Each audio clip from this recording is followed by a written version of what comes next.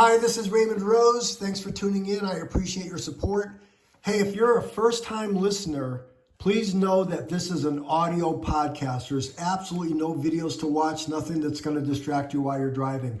We're going to talk about the many ways that I've saved money over the years, and I still use these strategies on a day in and day out basis. Before I get into that, let me make this really clear. Listen to what I'm about to say. Think about this. Every advertisement you see, if it's on TV, if it's on social media, if it's in the newspapers, billboards, whatever, it all talks about that you live in a society that you pride yourself on accumulating possessions. It's all about the way the media wants you to constantly be spending money, constantly be posting on social media, constantly be buying things and bringing them into your home or into your place of work, constantly, spending money on impulse purchases that may not be in your best interest. And consequently, everybody's spending without giving thought to what they're really doing with their money, their hard-earned money. So right now, let's start. Let me share with you some of these items you might not agree with, or some of them might be new ideas, and who knows? You might come across one item that might save you a few $100s or maybe thousands of dollars over the years ahead. So first of all, I use the library. I'm in the library every week with myself, my grandchildren. If it's magazines, if it's movies, DVDs, I use the computer system, free printing, free passes to the local museums, free passes to the different events in the area. If you haven't been to your library lately, free downloads, use their software. It's amazing. You can save lots of money.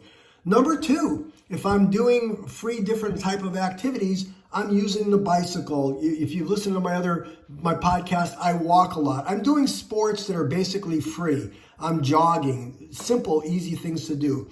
Number three, I'm not an alcohol drinker. I know many of you might be one that's, having your beers or your vodkas or whatever, but I'm not one that drinks alcohol. I know before when I might have a cocktail with some friends sitting on the deck, but I'd go to the local, club, and all of a sudden I'm paying $10 for a vodka that I could be buying, paying $1 for at home. So I'm not one that's drinking alcohol.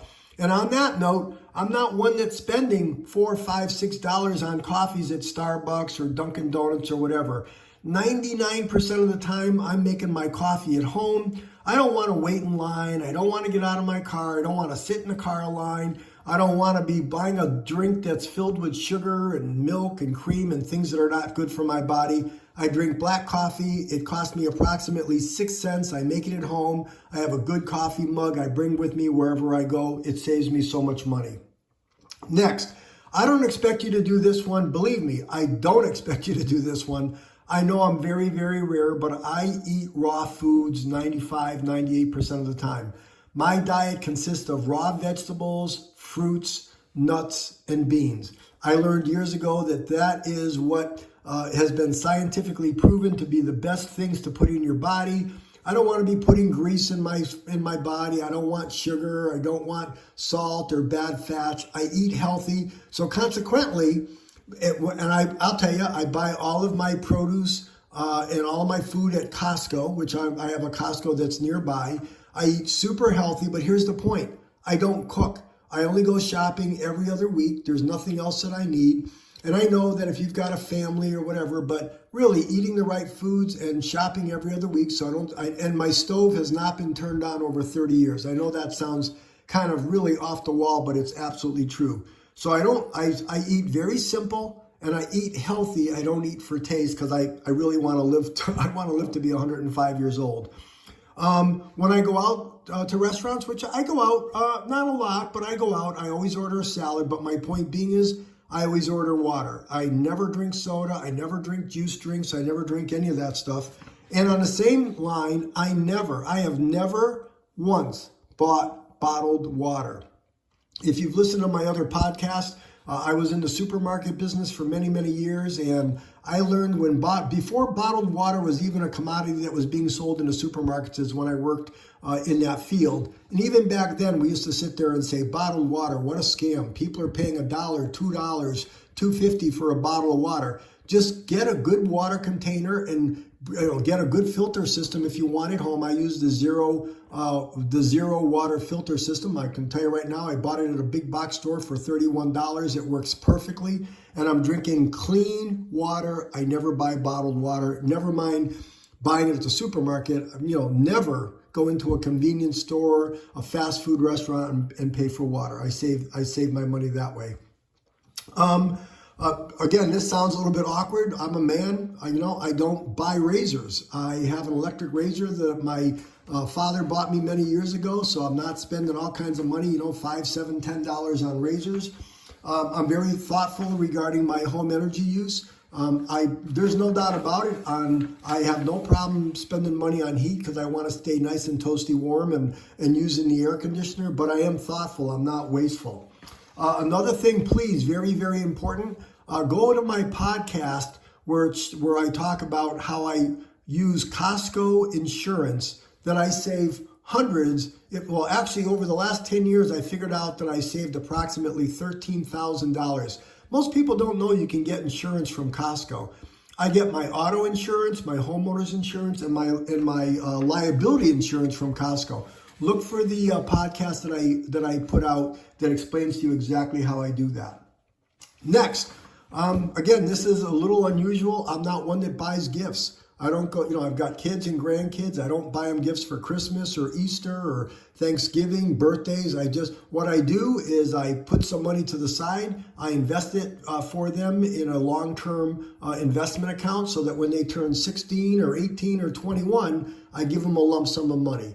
And, instead of buying them a doll when they're 3 years old or buying them, a G.I. Joe when they're 5 years old that they play with it for a few months and then it's gone, I'm investing the money so when they get older, they're using their money to either maybe purchase a car or pay for their driving lessons or doing something, maybe using it toward college or whatever. But I don't buy gifts. I don't buy books ever. I don't buy newspapers ever.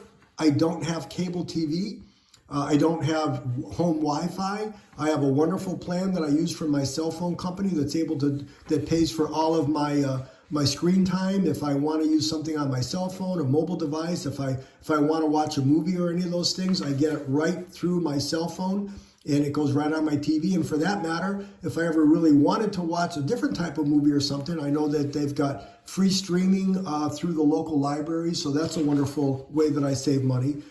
Every year, I go to my cell phone company to see if there's any better values that might be out there that I'm not taking advantage of. Like I said, I'm very thoughtful with what I eat. When I do go out at a restaurant with friends, I'm ordering a salad and I'm ordering water. I'm not one that's going to be spending all kinds of money on alcohol.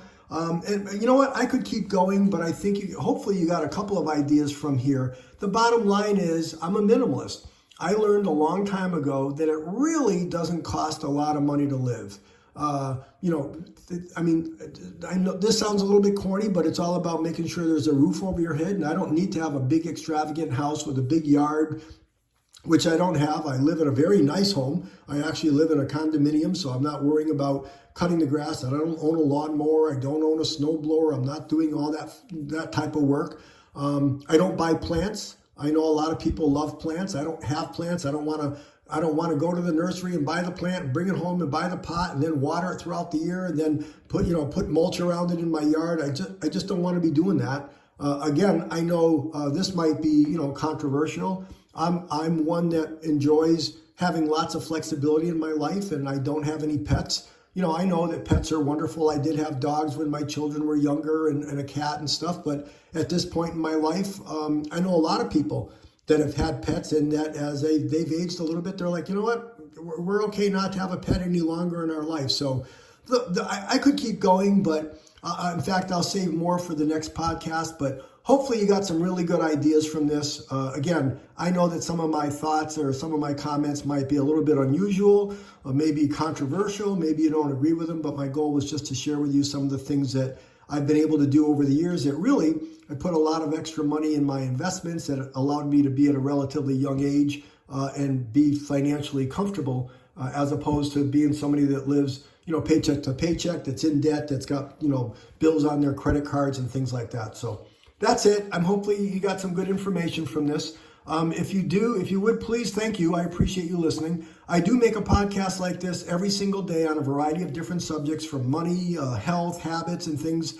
If you would, please, I would appreciate it if you would consider subscribing to my channel or sharing this podcast with some of your family and friends, and maybe give me a thumbs up if you enjoyed the information I shared with you today. So that's it. Thank you for listening. This is Raymond Rose. I'll talk to you tomorrow.